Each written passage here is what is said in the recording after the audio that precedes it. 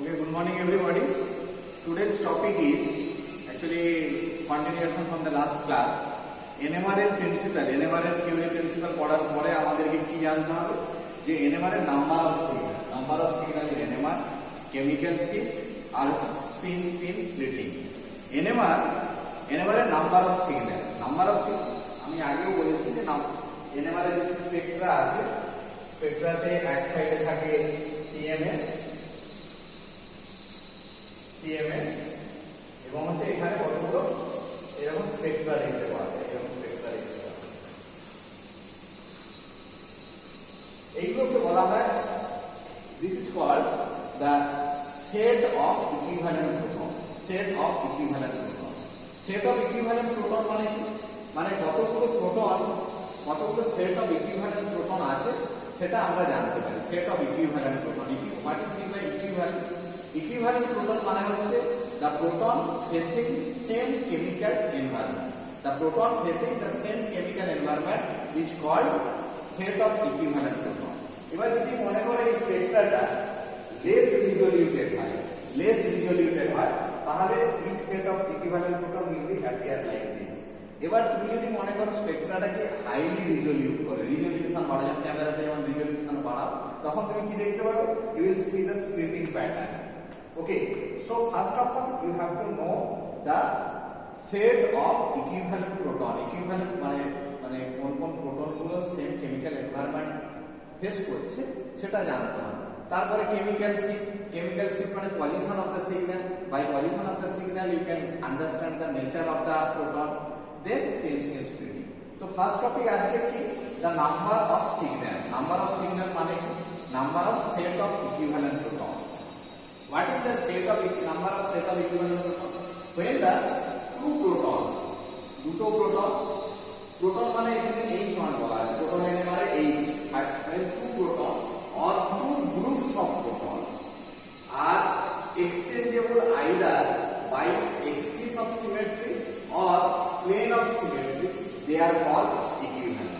মানে যদি same chemical environment face করে তখন তাকে সেট অফ ইকুইভ্যালেন্ট proton। যেমন এই ক্ষেত্রে ইথেন এই CH3 এইখানে যে দুটো সেট অফ প্রোটন আছে, এই একটা সেট অফ প্রোটন, এই একটা set of proton, but these are facing same chemical environment, দুটোরই সাইডে C আছে, ঠিক আছে? এই সেটে এই H3টা এবং এটা অ্যাক্সিস অফ সিমেট্রি এবং প্লেন অফ সিমেট্রিতে সেম কেমিক্যাল এনভায়রনমেন্ট ফেস করছে। So that's why this two set of proton will give one signal.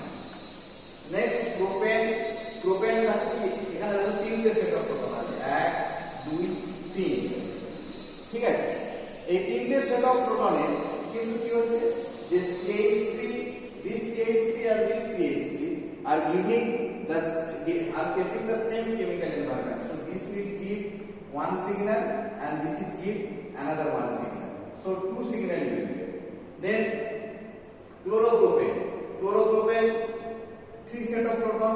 These three set of proton will facing the three different chemical environment. এখানে এই set of প্রোটনের কাছে কি আছে? H2 আছে। এই set of প্রোটনের কাছে কি আছে? CH2 এর কাছে H2 আছে। এই প্রোটনের সারাউন্ডিং এ কি আছে? একধারে কি আছে? H3 আর একধারে H2। এর একধারে কি আছে? Cl আছে, এর একধারে CH2 আছে। So three set of proton facing three different chemical environment. So this will give the three signal. Next benzene হচ্ছে কি? বেনজিনের জন্য এইভাবে সাইডে যে হাইড্রোজেন গ্রুপে ড্র করে, তাহলে কি হবে যে all protons are facing same equivalent chemical equivalent, so all the six proton will give one signal. Then CH3 CH2, then this is ethyl বেনজিনের কিন্তু এখানে একটা সেট অফ প্রোটন, এখানে another set of proton and total benzene is another set of proton, so total 3 signal will be. Next acetone ক্ষেত্রে these two proton are chemically equivalent, so it will give one signal. Then cyclobutane, all 4 set of proton are facing the same chemical environment, so it will give one signal. Then methanol, here one set of proton, here another one set of proton.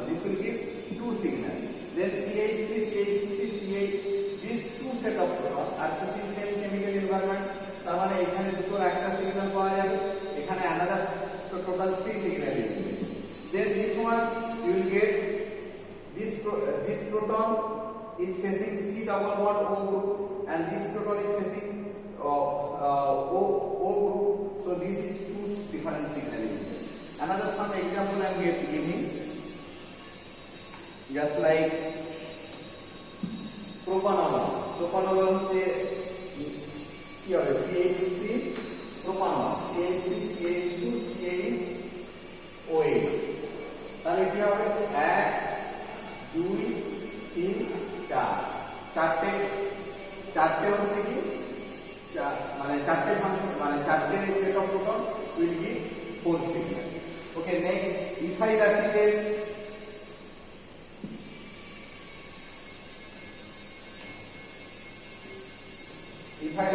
CH3 CH2 O CH2 C double bond O OH, এখানে দেখো চারটে set of proton আছে A B C D and all are facing the different chemical environment, so it will give them the 4 signal.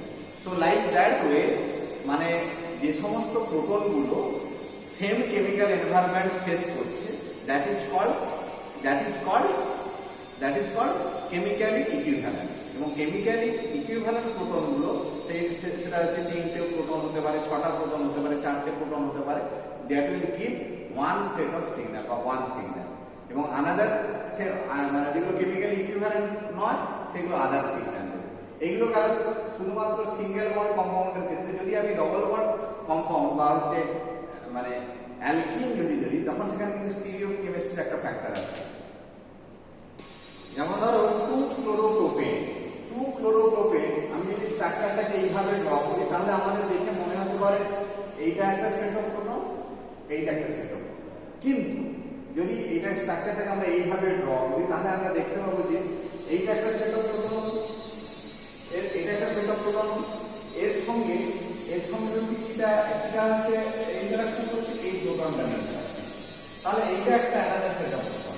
কিন্তু এই প্রোটনের ক্ষেত্রে একবার CH3 এর সঙ্গে ইন্টারঅ্যাকশন হচ্ছে, একবার এই প্রোটনের সঙ্গে ইন্টারঅ্যাকশন হচ্ছে, কিন্তু এই সেট অফ প্রোটনের সঙ্গে কি হচ্ছে, এটা হচ্ছে একবার Cl এর সঙ্গে ইন্টারঅ্যাকশন করছে, একবার হচ্ছে G এর সঙ্গে reaction.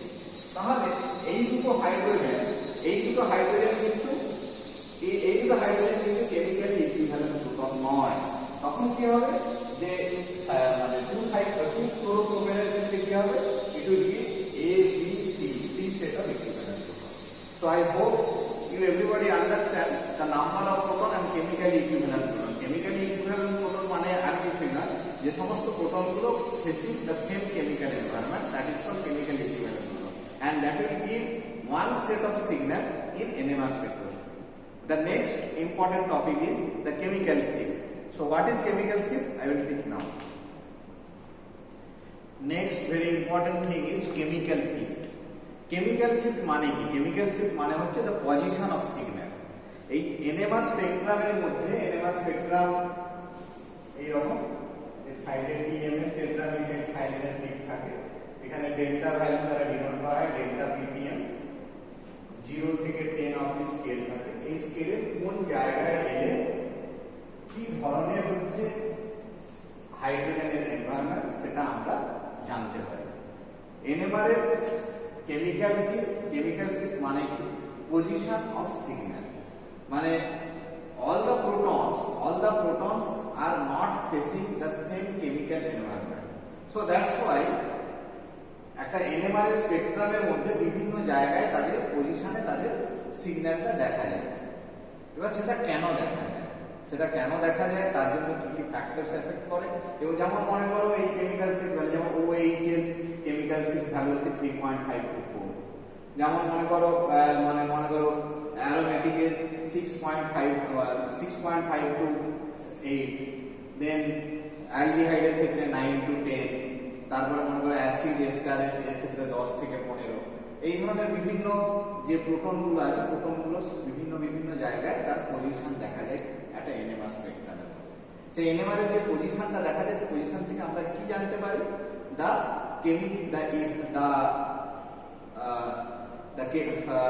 the chemical environment the proton is facing. Otherwise, the nature of proton we can understand. Okay, nature of. So what is chemicals? Chemicals, come to the main point. Chemicals is the key. Chemicals হচ্ছে আমরা আগে পড়েছি NMR থিওরিতে পড়েছি একটা proton থাকে, প্রোটনটা spin হিসাবে rotate করতে থাকে এবং সেটা ম্যাগনেটিক ফিল্ডে যখন দেই তখন হচ্ছে সেটাকে অ্যাঙ্গুলার প্রেসিজেনাল ফ্রিকোয়েন্সি হয় এবং angular precessional frequency when matches with the supplied radio frequency then goes from aligned to the field to opposite to the field. এটা আমরা NMR এর প্রিন্সিপালে পড়েছি। তেমনি NMR প্রত্যেকটা প্রোটন যখন থাকে তখন প্রোটনের চারপাশে কি হয় ইলেকট্রন মুভমেন্ট। এই ইলেকট্রন মুভমেন্ট করতে থাকে যখন that will produce one induced magnetic field. তাহলে proton is surrounded by electron. The circulating electron around the proton produces a induced magnetic field. Okay, when this induced magnetic field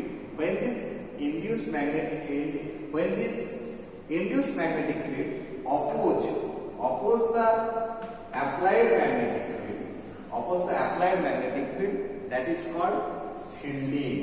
shield মানে জানো তো, shield যেমন হচ্ছে আমাদের cup মানে খেলাধুলায় cup shield দেয়, শিল্ড মানে কি? শিল্ড মানে ঢাল, শিল্ড যেগুলো দেয়, শিল্ড এই ধরনের শিল্ড গুলো দেয়। শিল্ড মানে কি? ঢাল। মানে যখন হচ্ছে সার্কুলেটিং ইলেকট্রনটা ঢাল হিসাবে কাজ করছে এই অ্যাপ্লাইড ম্যাগনেটিক ফিল্ডকে প্রোটেক্ট করার জন্য, অ্যাপ্লাইড ম্যাগনেটিক ফিল্ড প্রোটেক্ট করার জন্য, তখন তাকে কি বলা হচ্ছে? shielding. When the induced magnetic field opposes the applied magnetic field, that is called shielding. Otherwise it is also called absorption of field, মানে more radio frequency required, so that is called absorption of field. In case of shielding, delta value will be decreases and tau value will be increases. Later on I will come what is delta value and what is tau value. তো নতুন term তোমরা বলো, জানো পরে কি আমি বলবো। তাহলে শিল্ডিংটা কি বুঝতে পেরেছো? When each proton surrounded by electron, when that circulating electron produces a induced magnetic field, when this induced magnetic field opposes the applied magnetic field, that phenomena is called shielding. Okay, এবার হচ্ছে ডিশিল্ডিংটা কি? ডিশিল্ডিংটা কি? যেমন হচ্ছে আমি বলছি, suppose মনে করো একটা এক্সাম্পল, CH3 CH2 Cl. ওকে, তাহলে এটা কি Cl থেকে একটা ইলেকট্রোনেগেটিভ কম্পাউন্ড। তো electronegative compound what it will do? It will attract the electron cloud towards it. এখানে electron cloud towards it. So that time what will be happens? This surrounding the electron cloudটা ছিল সেটা কি সরে গিয়ে এর দিকে চলে যাবে। তার মানে কি হলো? এটা তখন খালি হয়ে গেল। খালি হয়ে গেল মানে কি? The induced magnetic field reinforces the applied magnetic field. সেখানে হচ্ছে অপোজ ছিল, opposite word reinforces. When the circulating electron reinforces the applied magnetic field, that is called de-shielding. De-shielding it is also called absorption downfield. Absorption downfield means delta value increases, tau value decreases. Okay, so এইখানে এই যে chemical shift আমরা পড়ছি, chemical shift is always মানে the chemical shift otherwise you can tell that the NMR spectra we used a reference material with respect to that, মানে হচ্ছে আমার electron কতটা আমার চারিদিকে আছে বা কতটা সরে গেছে বা আমার ইলেকট্রনিক এনভায়রনমেন্ট কেমন, সেটা আমি কিভাবে মাপবো? আমি একটা রেফারেন্স নেব, মানে কাল ক্লাসের মধ্যে একটা ভালো ছেলে, তার রেফারেন্সে আমি কতটা হচ্ছে এগিয়ে আছি না পিছিয়ে আছি সেটা আমি বিবেচনা। এক্ষেত্রে সব থেকে ভালো কেমিক্যাল মানে শিল্ডেড কম্পাউন্ড হিসাবে যেটাকে ধরে নেওয়া হয়, দ্যাট ইজ বা যার কেমিক্যাল শিফট ভ্যালু বা ডেল্টা ভ্যালু জিরো ধরে নেওয়া হয়, আমার একটা কম্পাউন্ড হচ্ছে TMS। TMS এর ফুল ফর্ম হচ্ছে tetra methyl silane. Tetra methyl silica গ্রুপের চারপাশে CH3 টেট্রা মিথাইল সাইলেন চারটে মিথাইল গ্রুপ এবং সিলিকা বাঁধা। কেন টেট্রা মিথাইল সাইলেনকে রেফারেন্স ম্যাটেরিয়াল ধরা হয় এবং টেট্রা মিথাইল সাইলেনের ডেল্টা ভ্যালু 0 can সেটা আমাদের why tetramethyl silane is used as a reference because the silane or silica group having that the very less electronegativity. The electronegativity of silica is 1.8 whereas the carbon electronegativity is 2.5. মানে সিলিকার থেকে মানে কার্বনের থেকে silica হচ্ছে most electropositive. Electronegative হলে কি হয়, সে নিজের দিকে ইলেকট্রনগুলোকে টেনে নেয়। আমি ক্লোরিনের উদাহরণের সময় বলছি, ইলেকট্রোনেগেটিভ হলে কি হয়, নিজের দিকে ইলেকট্রনগুলোকে টেনে নেয়। কার্বনের থেকেও হচ্ছে ইলেকট্রোপজিটিভ কি সিলিকা। সিলিকার ইলেকট্রোনেগেটিভিটি 1.8, কার্বনের electronegativity 2.5. So silica is more electropositive than carbon, so it is more shielded than any other organic compound. So it is more shielded than any other organic compound. Clear? প্রথম পয়েন্টটা হলো কি, more silica having less electronegativity than carbon. So second point ki, it's having that it is the most shielded organic compound. Okay, so that's why most shielding হলে আমি কি জানি, shielding হলে আমি কি জানি যে ডেল্টা ভ্যালু কমবে, সেই জন্য এটা কি ডেল্টা 0 তে এটা পিক দেখায়। So that's why it shows peak at delta 0. Okay, that is number 2 point. Okay, next is here 12 3 3 6 3 9 3 12 12 chemically equivalent proton. 12 chemically equivalent proton. So that 12 chemically equivalent proton is giving the highest peak. মানে যত compound থাকুক না কেন তার মধ্যে highest পিকটা কার হবে, TMS এর pick হবে। পরে আমরা যখন স্পিন স্প্লিটিং বা পিক এরিয়া এই সমস্ত যখন করব তখন হচ্ছে টিএমএস এর হাইয়েস্ট পিক থেকে পরের পিকগুলো পিক হাইট রেশিও এগুলো দেখে তার মধ্যে কতগুলো প্রোটন আছে আমরা জানতে পারবো। So 12 set of equivalent proton gives highest peak. That is number 3. Next, tetramethyl silane is chemically inert. Next, so as it is the chemically inert, so what will happen? Chemically inert compounds are not used for any type of chemical interaction with other compounds. Okay, next is tetramethyl silane is soluble with maximum organic solvent. And another last point will be the tetramethyl silane is boiling point is 300 Kelvin. So মানে practical হয়ে যাবার পরে তুমি এটাকে easily ভেপারাইজ করে স্যাম্পলটাকেও regain করতে পারো, otherwise TMS টাকেও ডিস্টিলেশনের মাধ্যমে তুমি কি করতে পারো, রিকালেক্ট করতে পারো। Clear? So this are the why the TMS is used as a reference substance, but TMS having one limitation. TMS is only soluble in organic solvent. In case of aqueous solution in case of aqueous solution or substance containing water, we cannot use the TMS. That time we have to use DDS. Now DSS. DSS full form is 2,2-dimethyl 2-silapentane 5-sulfonate.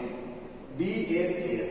In case of organic compound, in case of water, aqueous sample, aqueous solvent where it is present, that time TMS we cannot use. That time we can use the DSS. DSS full form is 2,2-dimethyl 2-silapentane 5-sulfonate. Okay. So next is আগে আমি যে দুটো term বলেছিলাম delta এবং tau. So when we studied the theory, that time what we learned? You learned that mu frequency equal to gamma A0 divided by 2 pi. তাই তো? Gamma A0 divided by 2 pi. এটা পড়েছিলাম তো, frequency required for clipping equal to gamma, this is diamagnetic ratio, A0 magnetic field divided by 2 pi. So it is very confusing to compare that gamma and Ag. So this problem is overcome by taking one simple thing, that is chemical shift by using delta value. Chemical shift is measured by delta value. delta equal to frequency required for sample minus frequency required for reference divided by spectrophotometric frequency required for flipping in megahertz into 10 to the power 6. megahertz টা কি? megahertz মানে হচ্ছে hertz, এই frequency unit যে hertz হয়, radio frequency unit, মানে 1 megahertz equal to 10 to the power 6 into হার্জ। হার্জকে 10 to the power 6 দিয়ে গুণ করলে যেটা হয় সেটা বলে মেগাহার্জ। তাহলে ডেল্টা ইকুয়াল টু কি হচ্ছে? Delta equal two frequency required for sample minus frequency required for reference divided by spectrophotometric frequency required for flipping in megahertz into 10 to the power 6 ppm. Okay, তাহলে এই যে delta ভ্যালুটাকে তাহলে delta value কি? Delta value হচ্ছে chemical symbol denoted by delta value.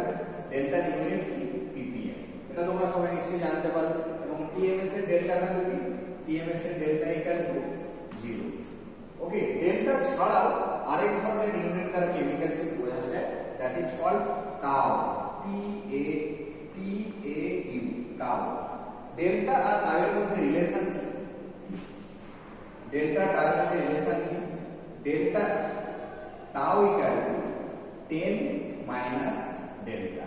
তাহলে আমি যদি মনে করো একটা কেমিক্যাল সিম্বল NMR স্পেকট্রা যদি আমি ড্র করি, তাহলে আমি কিভাবে ড্র করতে পারি?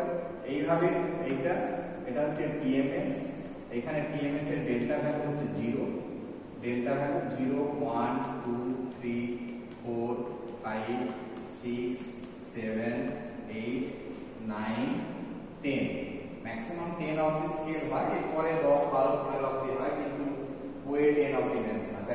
আর টাউ যদি হয়, এখানে টাউ ইকুয়াল টু 10 মাইনাস 0 করলে কি হবে? এখানে টাউ স্কেলে যদি হয়, দুটোর ক্ষেত্রে ইউনিট কিন্তু ppm, টাউ এর ক্ষেত্রে 10 9 8 7 5 না সরি 6 5 4 3 2 1 0। এবং আমরা কি জানি? ডেল্টা ভ্যালু ডিক্রিজেস কোন ক্ষেত্রে? শিল্ডিং এর ক্ষেত্রে। সো যখন ডাইরেকশনটা এইদিকে হয় তখন তাকে কি বলে? শিল্ডিং বা absorption upfield. Delta value decreases, tau value increases. এই যদি স্কেলটা এই দিকে আসে তখন সেটা কি ইন্ডিকেট করে? Deshielding, absorption downfield, delta value increases, tau value decreases. Okay, so এই যে ডেল্টা এবং টাউ ভ্যালু এবং কেমিক্যাল সিম্বলের মাধ্যমে আমরা কি বুঝতে পারি? The position of the signal. এই পজিশন অফ দা, এই যে এখানে বিভিন্ন যে স্কেল আছে, এই স্কেলে কোথায় কত রেঞ্জের মধ্যে এলে কি ধরনের প্রোটন হবে সেটা আমরা আন্দাজ করতে পারি। তার জন্য আমি একটা ইজি 6-7টা পয়েন্ট আমি বলে দিচ্ছি। You note down this scale. If the proton is RCH3, this type of proton, sp3 hybridized proton. So next that time it will be, the scale will be the 0.821. Then R2CH2, that time 1.2 to 1.4. Then R3CH3 1.4 to 1.7. Then this one alkyne 2 to 3. Then if the chloro bromo iodo substitution will be there with this kind of proton, so that time I told what the desilate means থেকে হচ্ছে chemical symbol ভ্যালুটা বেড়ে যাবে, তাহলে তার ক্ষেত্রে হবে 2 to 5. then alcohol হচ্ছে 3.5 to 4. then sp2 hybridized proton, so that time it will be 4.5 to 6. then aromatic proton মানে বেঞ্জিন রিং যদি থাকে, that time it will be 6.5 to 8. then aldehyde 9 to 10. then anhydride proton যেমন acid ester কিটো, that time 10 to 15. So এই যে chemical সিম্বলের যে স্কেলের মধ্যে বিভিন্ন স্থানে যদি যে প্রোটনের সেটগুলো আছে সেটা দেখে আমরা কি বুঝতে পারবো? যে কেমিক্যাল এনভায়রনমেন্ট অফ প্রোটন। যদি মনে করো এই যে স্কেল আমি দেখিয়েছিলাম 0 থেকে 10, এই 10 এর মধ্যে যদি মনে করো মানে পিকটা দেখায় তোমার 6.5 এর কাছে, তুমি তাহলে কি আইডেন্টিফাই করতে পারবে? ওকে, দিস ইজ অ্যারোমেটিক। যদি মনে করো 9 to 10 এর কাছে দেখাচ্ছে তুমি তাহলে কি কনসিডার করতে পারবে? ওকে, it is aldehyde bonding. So on the chemical sheet of the compound, or otherwise by delta value or tau value, or by the position of the signal, we can understand the which kind of proton is present. Okay, so next we will study what are the different factors affecting chemical sheet.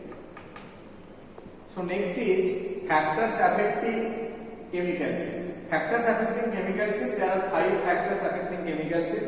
Number 1 is inductive effect, number 2 is van der Waals de-shielding, number 3 is anisotropic effect, number 4th is hydrogen bonding, number 5th is temperature, number 6th is paramagnetic impurities.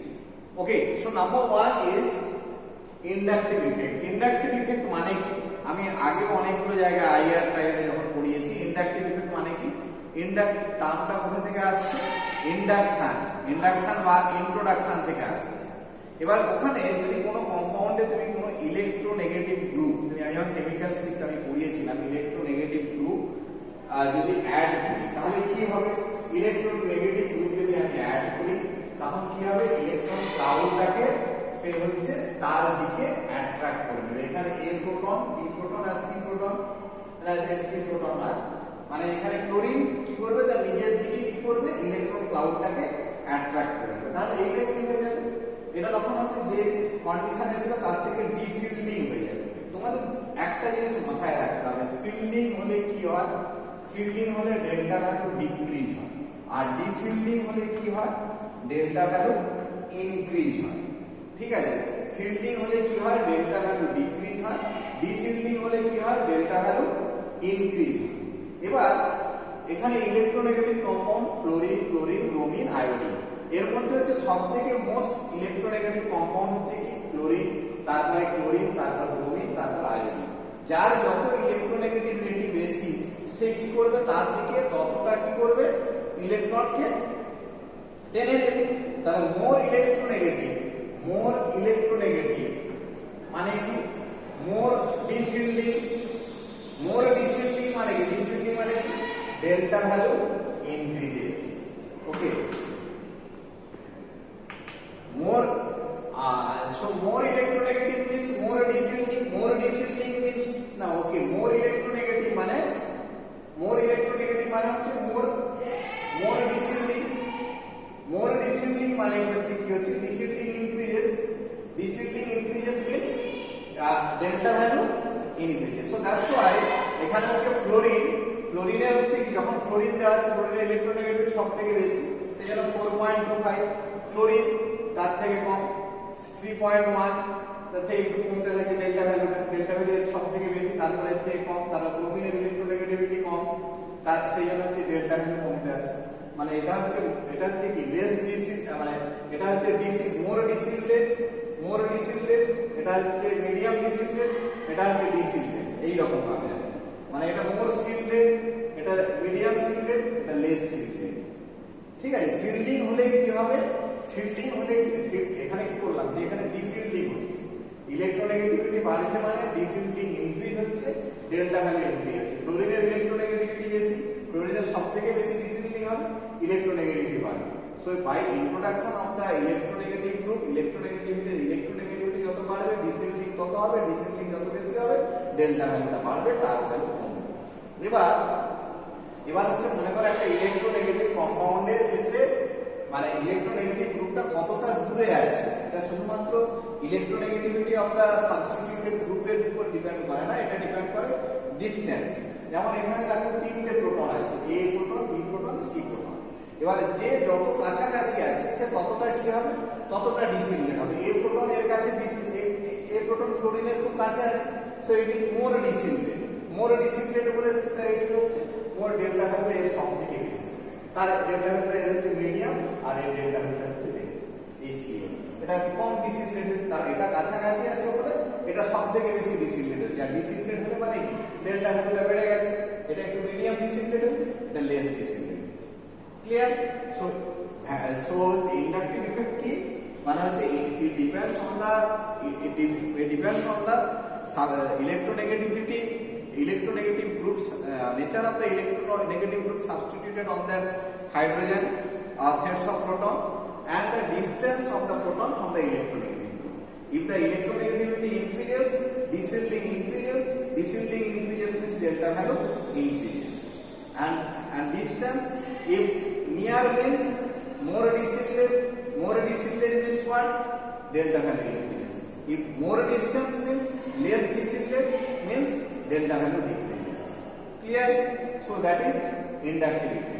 Then next, van der Waals dishielding. Van der Waals dishielding, এটা হচ্ছে actually it is also called steric hindrance or steric compression.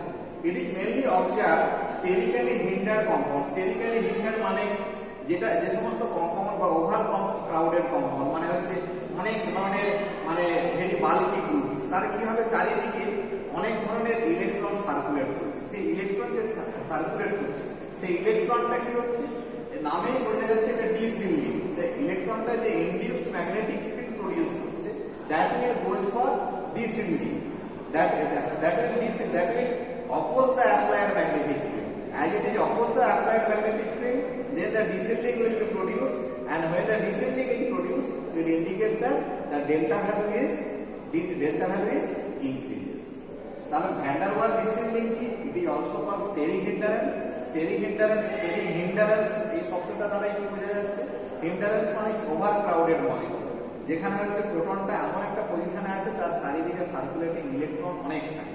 সেই ইলেকট্রনগুলো কি করছে, একটা induced magnetic field তৈরি করছে। So that induced magnetic field is producing opposing that the applied magnetic field and produces the dishielding. So next is anisotropic effect. Inductive effect আর একটা হচ্ছে van der Waals dishielding আমরা পড়ে নিয়েছি। এবারে বলবো anisotropic effect. Anisotropic effect, it is also called the direct it is also depends on the direction of circulation of pi electron around the proton. It depends on the direction of circulation of pi electron around the proton. মানে প্রোটনের surrounding এ pi electron কিভাবে circulate করছে তার ডাইরেকশনের উপর depend করছে। Suppose তোমরা বিভিন্ন আমি এখানে বলেছিলাম যে C ট্রিপল বন্ড C, তার ক্ষেত্রে কেমিক্যাল সিল ভ্যালু ছিল 223, C triple bond C।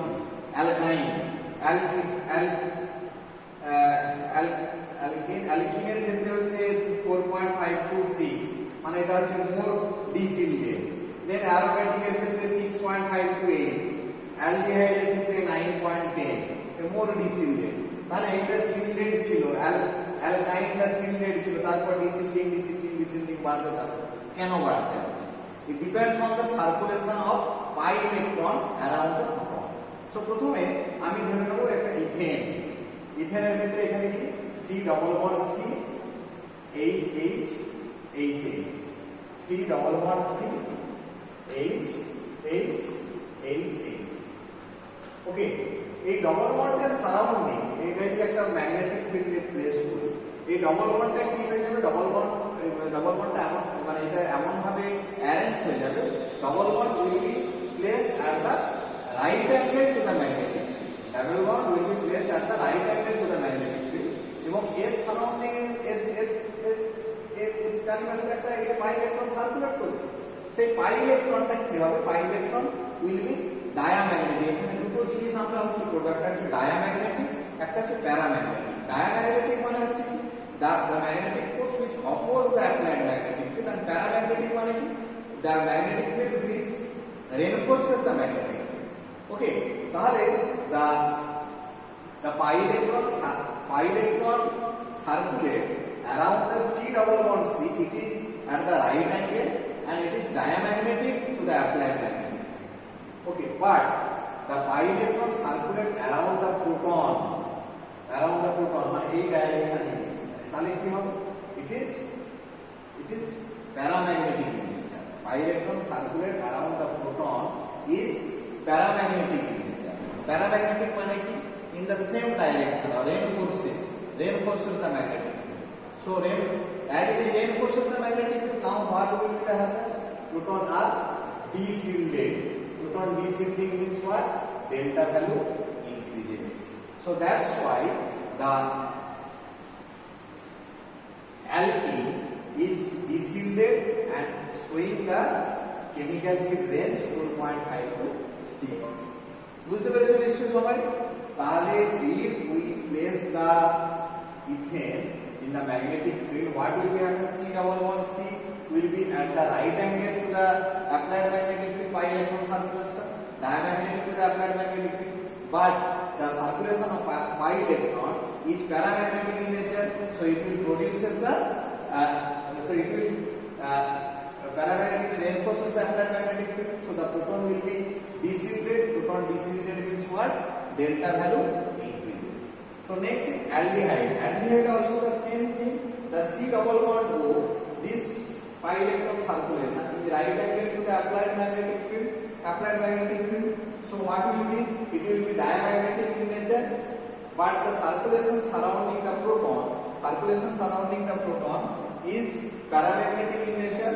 It will reinforce the applied magnetic field. The proton is more deshielded, so that's why the aldehyde proton is showing the chemical shift range at 9 to 10. Next, in case of benzene also, benzene side is H দিয়ে দাও, তাহলে কি হবে?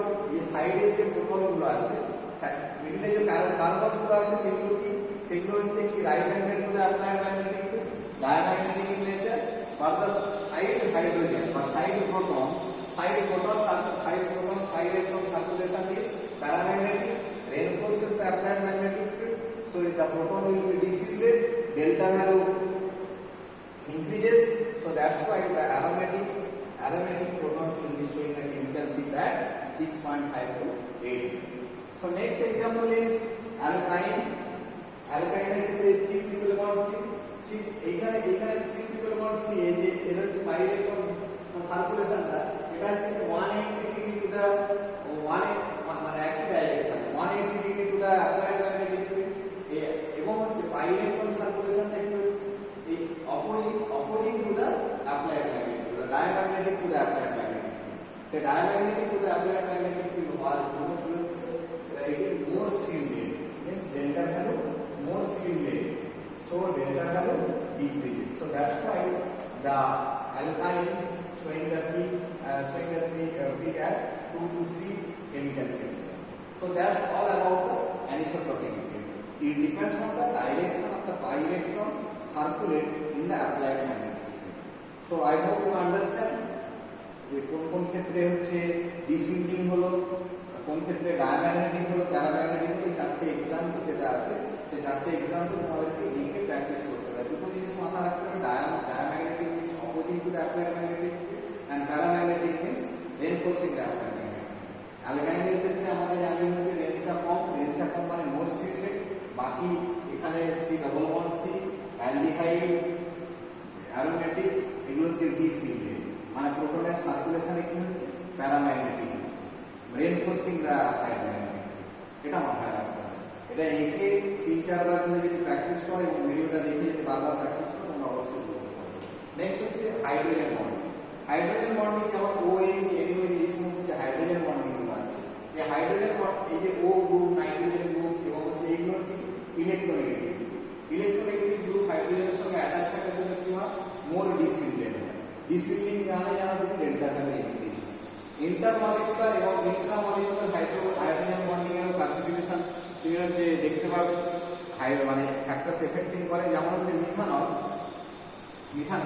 ফেনলের হচ্ছে ফেনলের range দেখা যায় 4.2 দেখা যায়, কিন্তু হচ্ছে কার্বন টেট্রাক্লোরাইড যদি অ্যাড করে একে যদি ডাইলিউট করে দিলাম তাহলে কি হবে, মানে তখন কি হয়ে যায়, তখন হচ্ছে ইন্টারমলিকুলার হাইড্রোজেন বন্ডিং হয়ে যায়। ইন্টারমলিকুলার হাইড্রোজেন বন্ডিং যখন হয়ে যায় তখন এর ডেল্টা ভ্যালুটা ডিক্রিজ হয়ে যায়।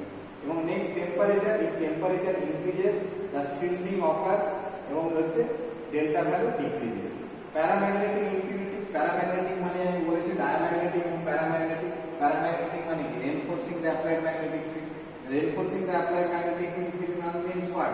Deshielding paramagnetic impurity present হলে কি হবে, delta value increase হবে। So that's all about the factors affecting chemical shift. Chemical shift এর যে factors affecting তোমরা পাঁচটা টোটাল 6টা ফ্যাক্টরস, এর মধ্যে van der Waals descending, anisotropic effect, hydrogen bonding, temperature and paramagnetic field. That is very important.